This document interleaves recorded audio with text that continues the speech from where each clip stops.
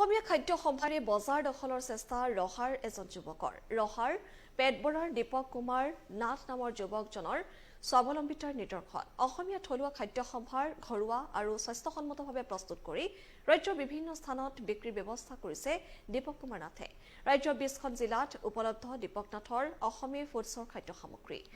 কলাখাৰ কলামাহৰ গুৰি নৰসিংহৰ গুৰি ঔটেঙাৰ গুৰি আৰু বিভিন্ন জলপান উপলব্ধ অসমীয়া ফুডছত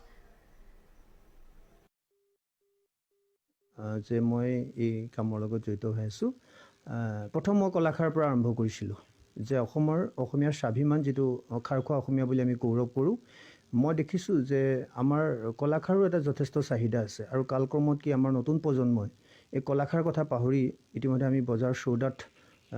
যিটো মনোনিৱেশ কৰিছোঁ মই ভাবোঁ বজাৰ চৌদা ৰাইজে এৰিব লাগে আমাৰ কলাখাৰ